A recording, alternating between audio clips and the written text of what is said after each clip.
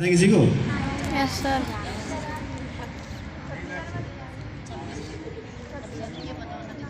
बताएंगे क्या? कहाँ पे समाप्त की थी? मैं जाऊँगा, मैंने तो नहीं करा।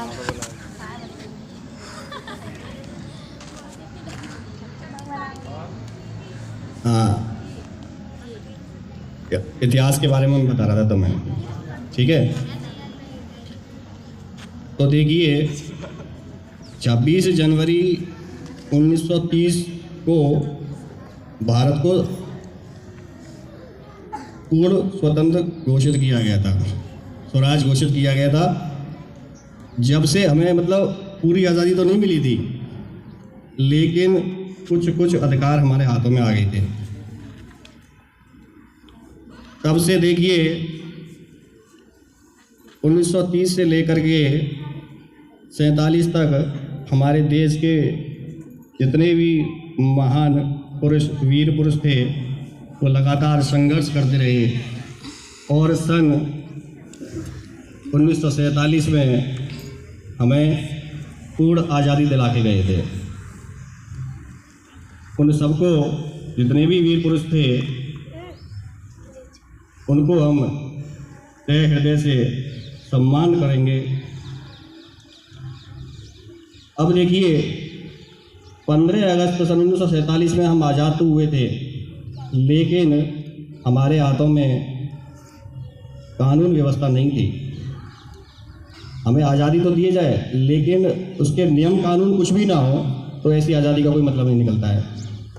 कोई भी कार्य करने के लिए, देखिए हम विद्यालय में पढ़ने आते हैं, यदि सिर्फ पढ़ाई हो और अनुशासन नहीं हो तो ऐसी पढ़ाई का कोई उद्देश्य नहीं निकलता। तो आज़ादी तो मिली, लेकिन कानून व्यवस्था नहीं थी। इसलिए देखिए सन 47 के बाद संविधान की घोषणा की गई और संविधान सभा में 22 समितियां थीं। अब 22 समितियों में देश में हमारे जितने भी प्रदेश थे, उन प्रदेशों से भिन्न भिन्न महापुरुषों को लिया गया और संविधान सभा के सदस्यों के रूप में चुनाया गया, जिसमें देखिए डॉक्टर भीमराव अंबेडकर जी थे, राजेंद्र प्रसाद जी थे, लौह पुरुष सरदार वल्लभ भाई पटेल थे, मौलाना अब्दुल कलाम आज़ाद थे। तो ये सभी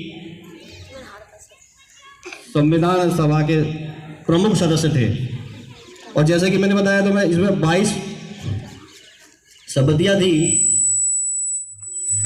22 समितियों में प्रारूप समिति सबसे मुख्य थी। प्रारूप समिति का मतलब क्या होता है? संविधान को लिखना और उसे पूर्ण करना।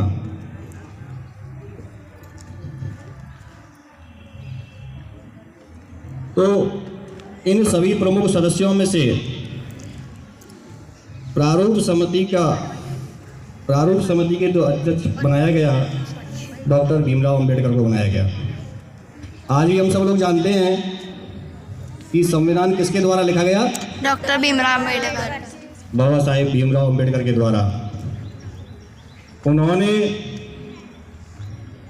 पूरा संविधान 2 वर्ष 11 माह 18 दिन में कंप्लीट किया और संविधान सभा के जो अध्यक्ष थे, कौन थे अध्यक्ष? Doctor Rajendra Prasad. Very good. Doctor Rajendra Prasad को सौंप दिया। तब सभी लोगों को एकत्रित करके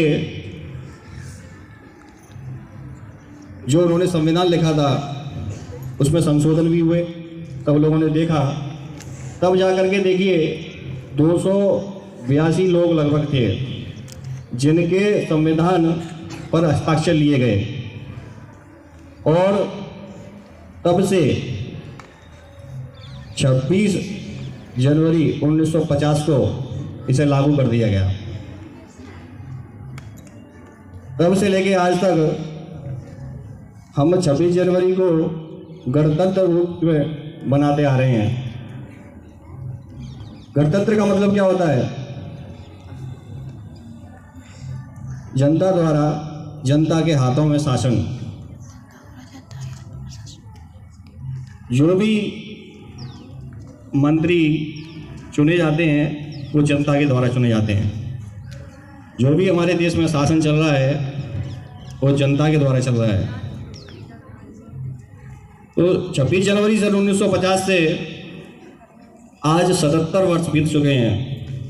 तब से ये कानून व्यवस्था हम भारतवासियों के हाथों में है। ऐसा हम इस पर्व को हम क्यों मनाते हैं? ये जो राष्ट्रीय पर्व है इसको बनाने का मुख्य उद्देश्य क्या है? इसका मुख्य उद्देश्य है हमें जो अधिकार मिले हैं उन अधिकारों पर चर्चा करना, हमें जो समानता मिली है एक दूसरे से द्वेष ना करना, एक दूसरे के साथ रहना, हमेशा हर जितने भी क्षेत्र बने हुए हैं हर क्षेत्रों पर विचार विमर्श करना और जिन जिन क्षेत्रों पर हमारे देश के सभी लोग कार्य कर रहे हैं उन कार्यों को निरंतर आगे बढ़ाते रहना, जिससे कभी भी हमारा देश जो है वो बैकफुट पर न जाए।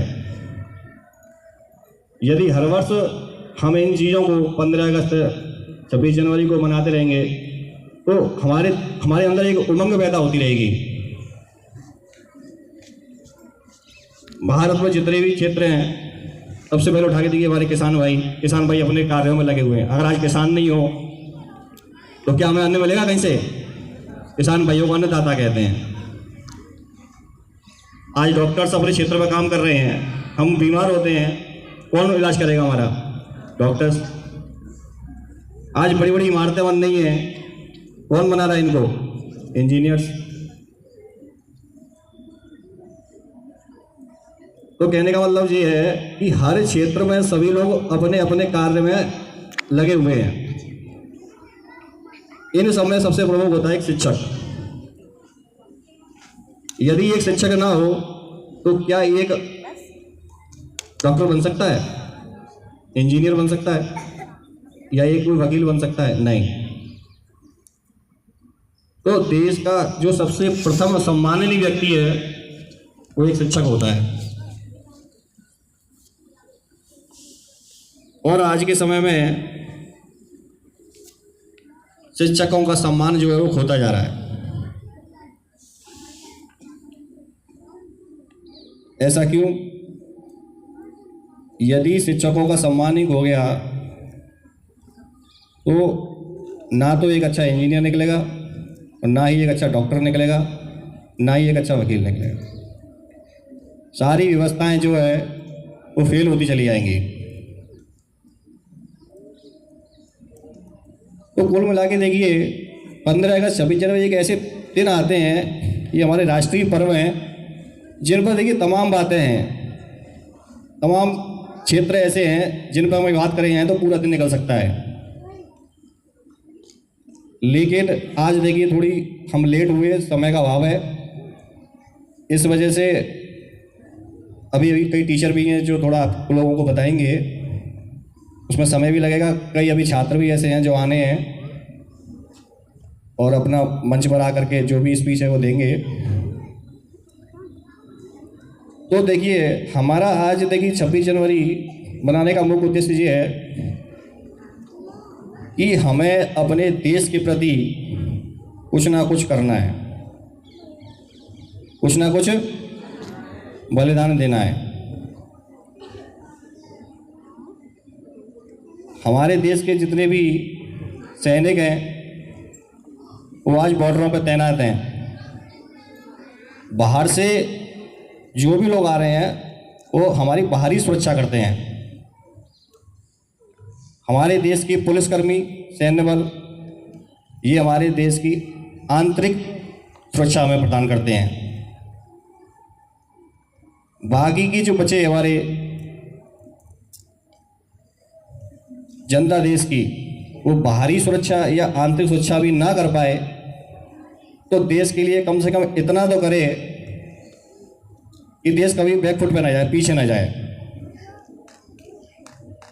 आज हम लोग बाहरी लोगों को नहीं रोक सकते और आंतरिक लोगों को सुरक्षा प्रदान नहीं कर सकते, तो इसका मतलब ये नहीं है कि हम देश के काम नहीं आए।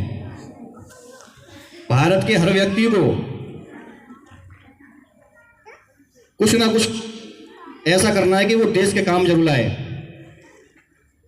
ऐसा नहीं होगा हमारा जीवन व्यर्थ निकल जाए पूरा। आज हम बॉर्डर पे नहीं जा पा रहे या पुलिस पे नहीं जा पा रहे, तो इसका मतलब ये नहीं है कि हम देश के काम नहीं आ रहे। हम कोई ना कोई एक छोटा मोटा काम कर करके जो देश से रिलेटेड हो उसको हम कर सकते हैं। तो आज का देखिए हमारा मुख्य उद्देश्य यही है, हम सब शपथ लेंगे कि हम जीवन भर कोई ऐसा काम नहीं करेंगे जो हमारे देश के खिलाफ हो। हम वही करेंगे जो हमारे देश के लिए काम आएगा। सब एग्री है? Yes sir. बोलेंगे एक बार जोर से, यस। भारत माता की जय। भारत माता की जय। इसी के साथ मैं अपनी वाणी को समाप्त करना चाहता हूँ। आगे एक एक करके जितने भी शिक्षकगण हैं और छात्र हैं वो एक एक करके मंच पे आएंगे और अपनी प्रस्तुति देंगे। धन्यवाद।